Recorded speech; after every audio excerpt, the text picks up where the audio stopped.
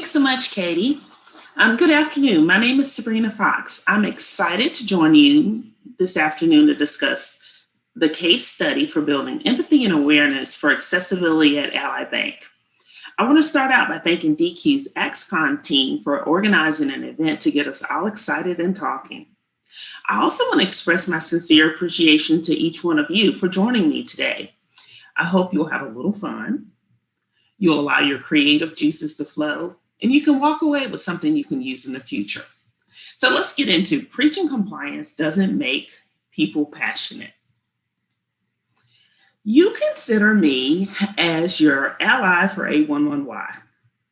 I am the director of the Enterprise Accessibility Program aligned to Ally's digital organization supporting multiple lines of business.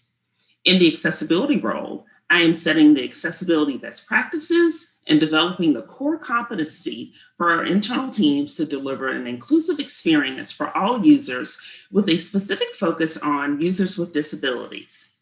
This work often expands to our digital vendors, where I'm asked to educate these third parties on the risks of creating solutions that are not accessible. I believe that much of the success of the accessibility program has been from an intent focus on education, awareness, advocacy for the user with disabilities, and through executive support. I see my work as a servant leader, where the work allows me to connect the dots across disability and technology when it isn't extremely obvious. In the simplest terms, access matters to everyone, and the accessibility team is here to do our part. To get things started, we'll start by analyzing the benefits of celebrating an inclusive culture.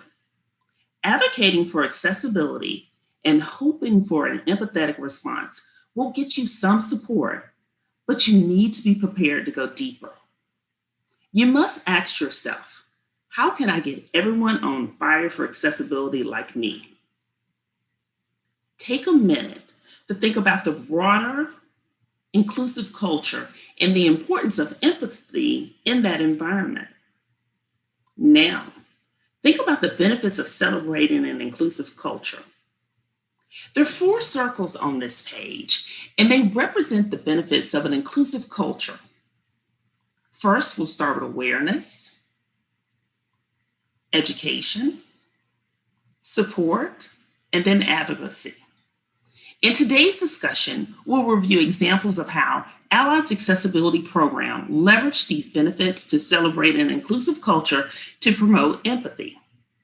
For the purposes of this dialogue, let's define each benefit. Awareness. This is where you want to create the visibility to how an inaccessible website or mobile app impacts the customer experience for your users with a disability. Next, education. You want to provide learning opportunities for how accessibility works outside of your organization. You do not want people to think you're making this stuff up. Third, support. Network and partner with programming with teams like the Disability Employee Resource Group.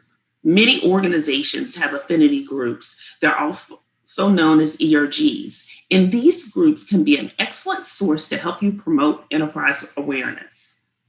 And then advocacy.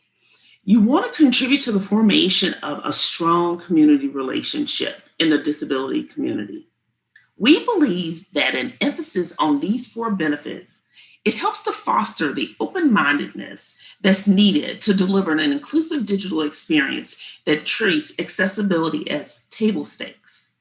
And it's not an afterthought, and it isn't anything that can be renegotiated when it's time for your product to go live.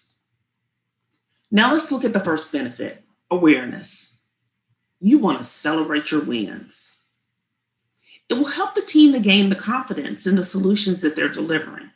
If you think about it, the majority of the time, you as that accessibility SME, that you're working with your tech partners or working with your design teams, you're telling them what's wrong with their experience.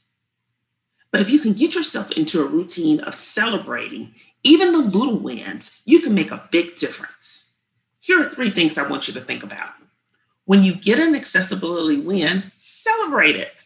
At Ally, our first big accomplishment came when we deployed our first set of remediation changes.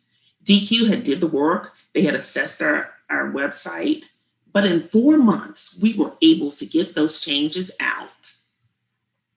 And this was unplanned work. This was a huge milestone. So what we did was we brought in breakfast for our technology teams. We invited senior management. We wanted the teams to know that they were on the right track and to reinforce the win. Next, you want to create team awards or award of individual MVPs. I have seen where some companies sponsor squad Olympics for their agile teams. Wouldn't it be great to spotlight an agile squad for doing the right thing related to accessibility? Yesterday, we saw Preeti and Dylan share the client awards. This was a perfect example of how spotlighting an organization doing the right thing can generate excitement and create some unbelievable synergy within the teams. Finally, you want to be limitless and creative. Do not let the lack of a budget constrain your ideas to celebrate, to let your team know that you appreciate the work that they're doing. You might say, it is their job, and it is, but you have to do the work with it. If you can get that team to do the work with passion and let them love what they're doing, you could be onto something that could be priceless. What this does for you, it creates an environment where you're creating ambassadors to promote awareness on a grassroots level, and that is powerful. So let me take a minute to explain this image that is on the page. At first glance, you might think it's a part of the Ally branding. You might think it's our logo. But if you look closer, you'll notice that the industry abbreviation for accessibility, A11Y, is included in the center of this image. It is an example of the many ways that we're celebrating accessibility at Ally. We wanted to find a way to brand our program and create some swag for our teammates. So this is a sticker that each person receives once they complete Intro to Accessibility training. It's another way to get people talking. It's a great conversation starter, and it's been a nice way to create a sense of community within the Ally family.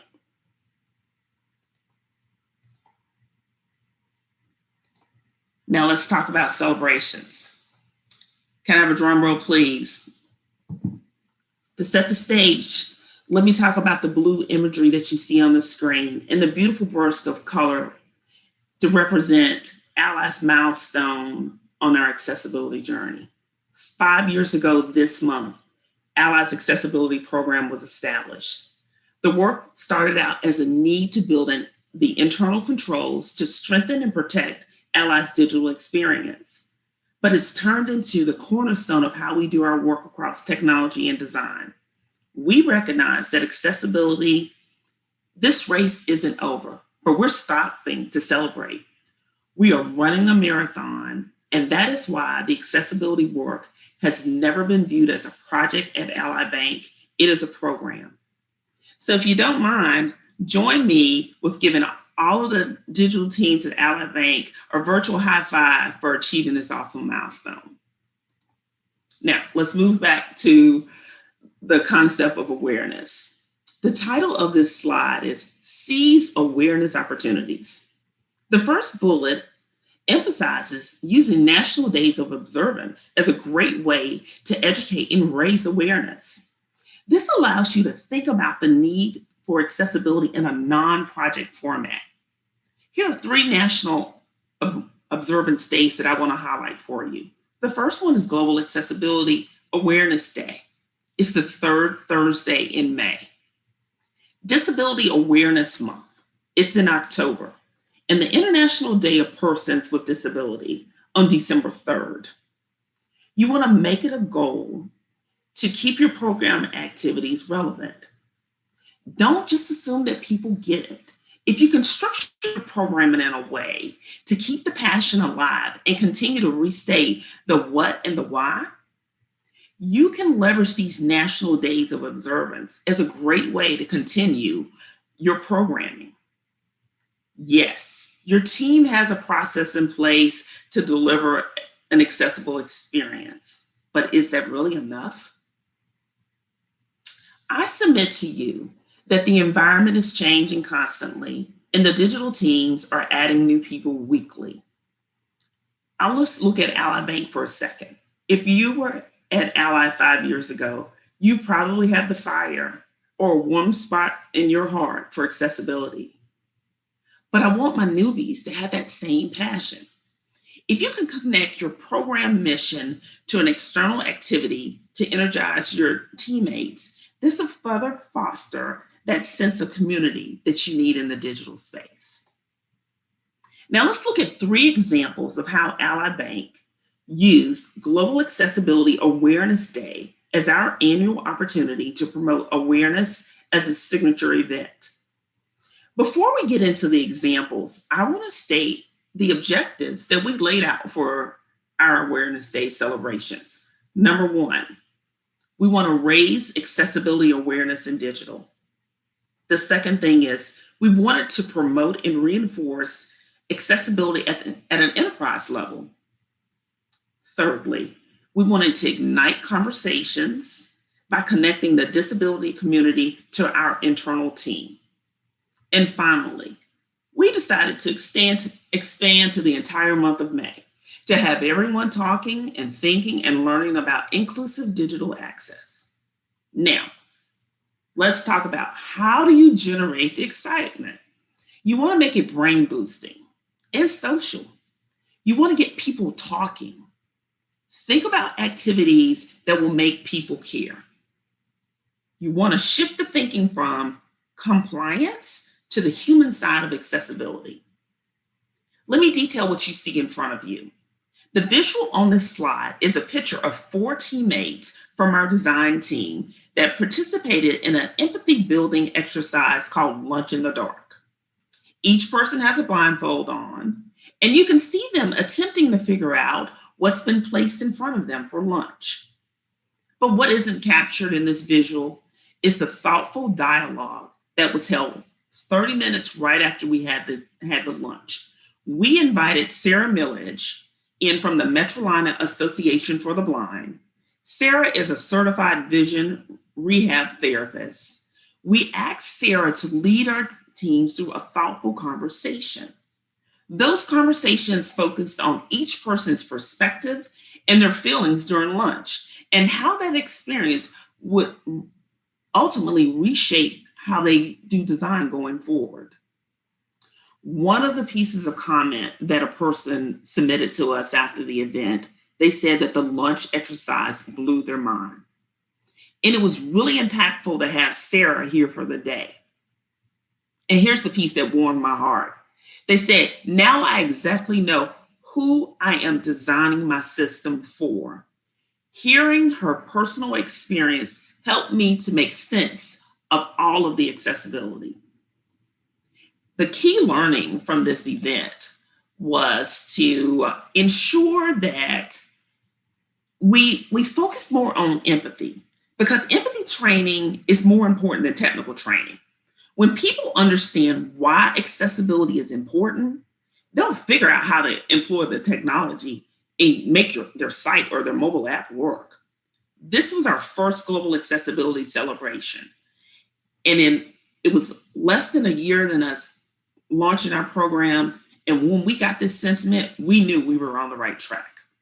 Let's look at another example. The next slide focuses on a movement exercise that was hosted by 2 students from the University of North Carolina at Charlotte from their fine arts program. Let me set the stage. There's a video playing right now, and you see a group of teammates from our digital team and our disability ERG moving to the Cuban shuffle. The 9 members are wearing blindfolds. The students that led the exercise are DJ and Lillian. DJ is a double major in dance and exercise science, and he's blind. Lillian is a graduate student and she is DJ's movement mentor. The two of them led us through a movement exercise that taught the participants how to focus on self exploration through the senses. It was a movement experience that focused on building trust, letting go of inhibitions, leveraging all of the senses except for sight. Each person is moving to the beat as a form of self expression and following the direction of the voice of the students. The session concluded with a dialogue on how the two students worked together to bring DJ's performances to life. Now, the planning for the lunch in the dark and the movement exercise, we knew that we couldn't just conduct a simulation without having someone from the community to help us. We needed the human element of a person who's in this community to facilitate an authentic dialogue. You truly learn when you are able to interact with people with disabilities and you have a conversation that promotes that open dialogue. Is a better path to an inclusive culture that is focused on people with disabilities and not the simulation. Let me talk about my third example. I want to shift our focus to education. In the previous two slides, we talked about generating excitement through awareness, but there's another way to educate your team with an innovative idea. Let's examine some educational topics. You can host a show and tell.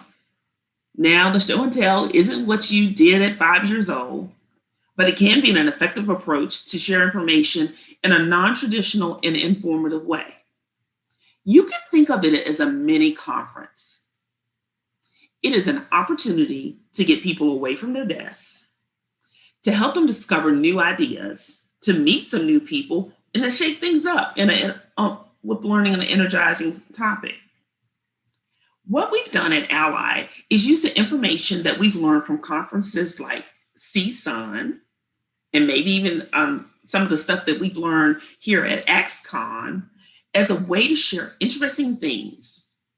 We've leveraged Global Accessibility Awareness Month as a way to deliver compelling information and to share our conference recap to ensure that the salient points from the conference are shared with our team. Now, another added benefit to this approach is when you take time to share what you've learned with your team, they will continue to respect the work. They will appreciate being involved, and you will be furthering the goals of the program through awareness and education. Now, let's talk about the image that's on this screen. It's a picture of the Liftware Steady Spoon.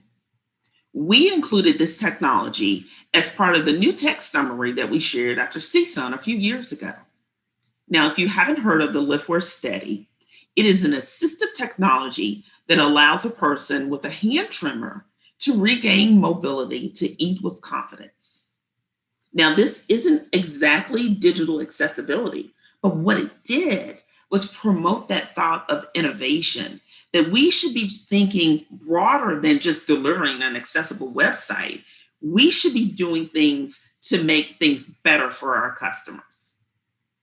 Now, the last two bullets on this screen talk about bridging the gap with bringing in external viewpoints through guest speakers and webinars. Leveraging a guest speaker or even getting a group of people together to view a webinar can offer your team another good educational opportunity and to get your team talking. On the next slide, let's talk about some additional ways to gain support from the vantage point of it's not what you know, but who you know. First, let me start out by detailing the picture on the screen. The image on the screen is of Coach Theron Drake. He's at the 2016 Rio Olympics. In this picture, Coach Drake is standing on the award podium. He's holding his silver medal in one hand and flowers in the other. You can see him shaking the medal and listening to the sound of the beads clinking in the medal. Coach Drake is a 2016 Rio Paralympic medalist and the first blind coach in U.S. swimming and NCAA history. Coach Drake was Ally's featured speaker speaker last year, and his message of how he listens to the sounds of a swimmer's hands hitting the water to coach his athletes was nothing less than amazing. So, now let's talk about how you can find your next speaker. On this slide, I have 5 bullet points to highlight the things you need to think about when you're looking for a speaker. First, you want to build your speaker pipeline and find an impactful speaker. Perspective is a powerful tool. If you can get a speaker that can offer perspective for your team to hear the message of accessibility in a different light, you can open yourself up to some positive benefits. Next, you want to source your ideas from multiple places. Watch special interest stories. That's how I found out about Coach Drake and DJ. Subscribe to disability news publications. That can help you get the additional information that you need. Thirdly, you want to be able to embrace new virtual opportunities. When I first started talking to Coach Drake, he lived here in North Carolina where I do. But then he moved to New Mexico. It was in the middle of a pandemic, but we were still able to host a live event. So think about different ways to have the session carried forward. You want to start early. You want to start sourcing yourself a list of potential speakers because you may not need someone this year, but you may need them in the future. Don't give up. Your no's will turn into a yes. You want to find a speaker to deliver a message that will connect to your team. You can do this by removing yourself from the presentation and having the speaker to do all the talking, especially if you can find a speaker that has a great story. They can show your mission in action from a unique angle. Next, don't underestimate the power of friendship. It's another way to tap into your support line. You want to build a network of like-minded people and create a conscientious approach to creating linkages to build awareness. The network diagram on this page shows how your accessibility program is the nucleus that can connect your company's ERG to the user group affiliations and the disability community. If you can build an intentional network, you can create a win-win relationship for everyone in this network based on rapport, trust, and mutual benefit. Let's look closely at this diagram. You can see the word your program. Let's just use that as your accessibility program. It's the center, but it serves a valuable connection between the disability ERG and the disability community. These two groups can serve as excellent sources of connecting with people who have disabilities. And you can also tap into a group of people who have a passion for this demographic. Next, your connections with your user group opens the door for you to have access to people who do the same types of work with you. And that could be another place for you to continue to source speakers or connect points to help your program grow. Now, the devil is in the details. You need to assemble a team to help you build out your programming.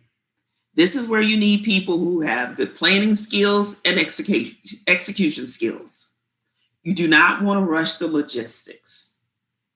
You want to think about the time zone. What time should you have this session?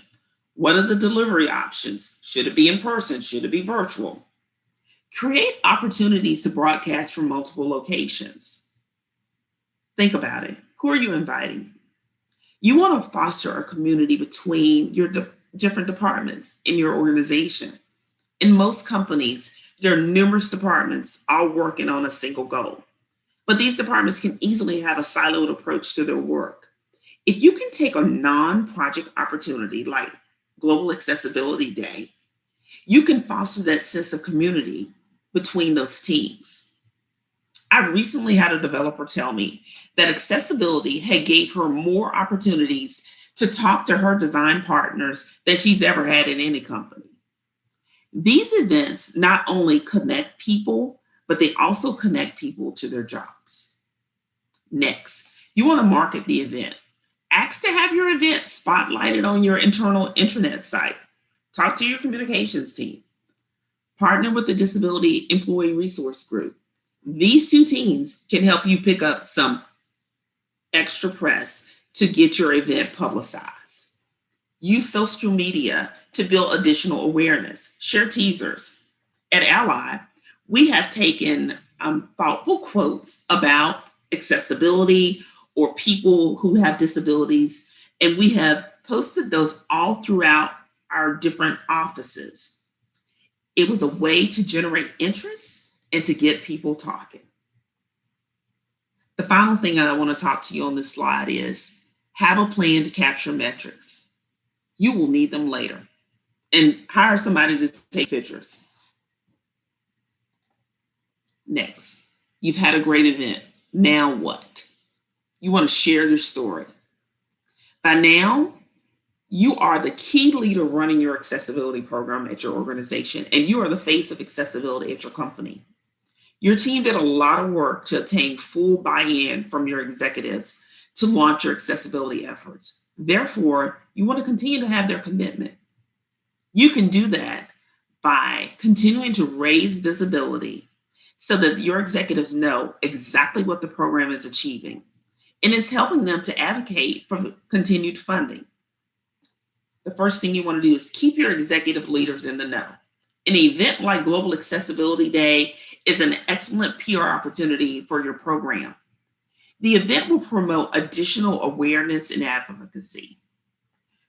We talked about bringing in external speakers earlier. Why not ask one of your key leaders to provide the opening remarks or closing remarks after your guest speaker? This is an excellent way to publicly have the importance of accessibility reinforced. Now, you want to broadcast your metrics. You have several metrics, I'm sure, that you're sharing with your leaders on an ongoing basis. But don't neglect to share the empathetic side of accessibility. It continues to help with the story of why we're doing this work. Use the metrics from attendance and share quotes from the associate base about the event. We have seen that Voice of the Associate is a powerful tool that gives feedback to leadership on what the associates feel is important. Now, hard work never goes in vain. You can repurpose the materials from Global Accessibility Day. Last year, our team did a presentation on how to be an inclusive coworker. We have been asked at least 3 to 4 times from different groups throughout the organization who heard about that presentation. From the Disability Employee Resource Group to our executive training team, they all wanted to hear what we had to say. If you have the ability, record your session. You want to ensure as many people as possible have the ability to listen to your presentation on demand. Now, you want to share the story of success from your event. I mentioned taking pictures on an earlier page. They say a picture is worth 1,000 words. You can use these photos and quotes and metrics to give your report out to add color and depth. It'll help your leaders connect with your message in a more deeper and more meaningful way. In summary, it's important to understand the importance of empathy and accessibility and how you can use awareness, education, support, and advocacy to advance your efforts. When you move to the human aspect as the gateway to the why instead of compliance and legal reason, you can energize your team with passion. I believe one of our early participants from our first Global Accessibility Day said it best when we asked them to describe their experience. And I quote, "It is a social responsibility." I love that we held Accessibility Awareness Day and that we have a company that promotes this type of awareness. It helps all employees to understand our company values and how we live out those aspects in every aspect of our business. So I hope you've walked away today with a few gems to help you to think about creative ways to promote accessibility. This is all the content that I have Katie, let's open it up for questions. All right. Thank you so much, Sabrena, and congratulations on the 5-year anniversary of your accessibility program. Thank you so much. Yes. All right. So there are some good questions here in the chat. All right. So some of them are related to the simulation exercises you had talked about.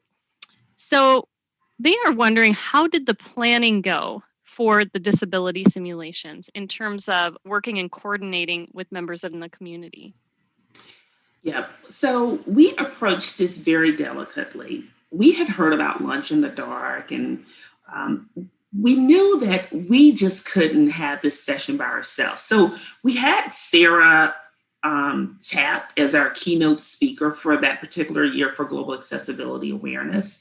We told Sarah about the Lunch in the Dark activity, and we asked her, because we were originally going to have our usability team facilitate the dialogue. And we said, no, wait, Sarah is the right person to lead this dialogue. So it was, learning by accident. And then we realized, like, that's the right thing we need to do. So in the subsequent year, when we had DJ on site, we knew we needed DJ to lead us through the dialogue. Sure. So bringing somebody in from the outside to lead this, that's right. That makes good sense. Did you experience any individuals that were resistant or did not want to participate? I think there was one person. I remember she was so sweet. She was like, she wanted to do the Lunch in the Dark, but she had just came in from working out. We have a gym in our building. And she said she just wanted to eat. She was like, they got this lunch in front of me. I'm blindfolded. I've got to figure out how to put my sandwich together. I don't even know where my mustard is. It was, and then she said she had to stop and say, wait a minute. Yep. This is someone's life every day. I need to respect this conversation. And it was a real aha turning moment for her. Well, and that's good because it sounds like she came to that realization on her own. She did. She really did. Yeah. All right. That's great. Okay, let's see. Here's another question. This one's in from Emily. How are you shifting hands-on experiences that were previously in person, such as your Lunch in the Dark and the dancing, in a post-COVID remote work world? That is an excellent question. I think the one positive benefit from this has been we've been able to think broader. I don't think about we would have ever been in an at-home environment. So let's take Ally for example. We have a large number of people in Charlotte. We have a large number of people in Detroit. But then we have people all over the United States. We had always just focused our efforts on either hosting out of Charlotte or hosting out of Detroit. But COVID made us think about, why can't we have just a total virtual event and have everyone dial in? And it also opened up our eyes to speakers that we would have loved to have had, but we would have been like, we don't have the budget to fly them in. But now that we can leverage someone and they can sit in the comforts of their own home, it's actually been, eye-opening and a better way for us to find speakers that we never would have been able to tap into before due to budgetary concerns. Sure, that makes sense. It's actually opened additional opportunities. That's right. Like. All right, let's see. Okay, here's a question about metrics. You had talked about capturing metrics and reporting on the metrics. Could you expand on what types of metrics? I know during the presentation you gave an example about like who was in attendance, at the sessions. Are there other types of example metrics you could share? I think being able to show year-over-year progress is one of them. So being able to show, like last year we had 10 people, this year we had 15, so showing that the interest is still there and being able to put a story around that. In addition, I think being able to capture how many people are watching the presentations on demand, and then being able to really bring in those pictures, because, I remember my manager saying, make sure you take pictures. And I was like, but why? But then I got it because we were able to put together a story that me being able to voice the experience wasn't nearly as impactful as me being able to show a photo of people in the middle of the activity. Sure. Wonderful. Thank you. All right. I'm going to pop over to the chat here and see what else we have. Oh, somebody's saying they loved the spoon that you had on the one slide showing that example. Yeah, the lift where steady is something, it brought tears to my eyes. I thought about my sister's father-in-law who has Parkinson's, and I came back, I was like, you guys have to figure out how to buy him one of these. So yeah. Yep. Yeah, good stuff. That's what Jean said too. Her father had Parkinson's, and yeah, that's how she related to it. Great. All right, let's see. There's some more chat coming in here.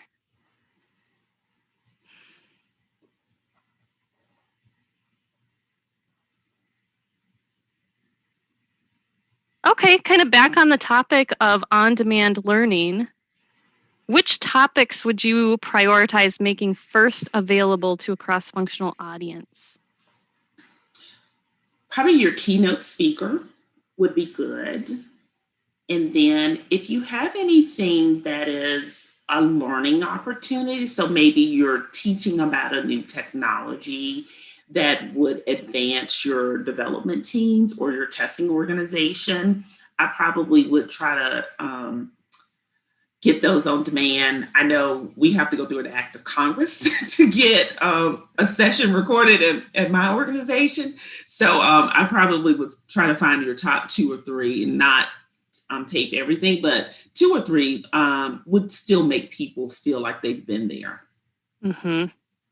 Okay.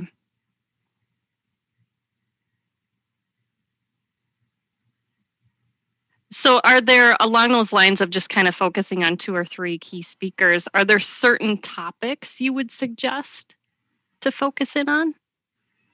I think one where you can bring someone in from the disability community is always a good one, because you want to continue to help people to understand the why. So by being able to bring in a speaker, someone who walks the walk every day, I think there's an opportunity of learning. And then you never know what type of relationship you're going to strike up with making those additional connections. And then I also think things that are related to people always want to learn new stuff. So whether that's your design team or your development partner, being able to show them new ways to make their job easier as it relates to accessibility, or even just thinking about innovative approaches that can be a way to energize your workforce. Excellent. That makes perfect sense. Let's see here. A couple more questions here.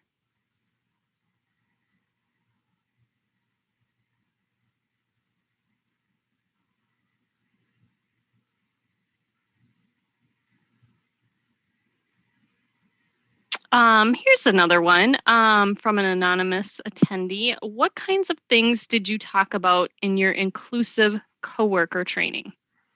Oh, that one has been awesome. So we talked about how to build better PowerPoints. So helping people to understand how they need to tag images in their PowerPoints, really helping them to understand how you need to talk through a PowerPoint presentation. We also talked about Word documents. So how do you make those accessible? And then the third thing we talked about saving your documents as a PDF.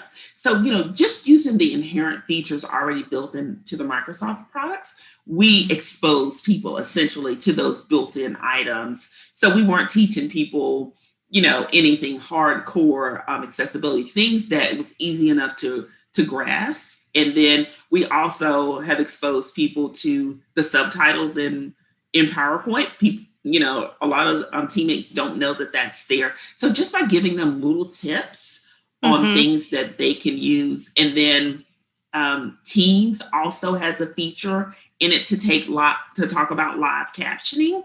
So we introduced the teams to that, and then we also talked about the feature in Zoom that has live captioning. So really, a lot of the workforce tools that you already have at your desktop, we really leveled up those items so people could have more exposure. Great. Yeah, it makes a lot of sense. It's stuff they have access to already. They just need to learn how to use it and That's to right. maximize it. Perfect. That makes total sense. All right. I think we'll take one more question. You up for one more, Sabrena? Sure. All right. Okay. Here's a question about hiring people with disabilities at Ally Bank. Are there specific initiatives to hire people with disabilities and bring them on your staff? Yeah, there's some things that I'm not able to talk about, but we are a EEOC organization company, so Mhm. we would never use any type of discriminatory practices related to hiring. From a Mhm. personal standpoint, I feel like we will grow our accessibility program by leaps and bounds when I can turn to someone who walks the walk every day and ask them, am I missing the mark? So, Mhm. but there are things in place to just improve kind of the depth of where we are in terms of exposing people to different types of roles within the organization. Excellent. Yeah. And having those people on staff are just, like you said, it helps open the eyes and to just be able to have them live the experiences and help provide the guidance to even make things more accessible is a wonderful situation. Right. Yeah. Well, wonderful, Sabrena. Thank you so much for sharing your stories and sharing your ideas about creating awareness and education, support, and advocacy. We really appreciate your time today. And thank Thank you you to so all the much. attendees for joining. And I hope you all enjoyed just a couple sessions left in AxeCon. So thank you, everyone, and take care. Bye. Bye.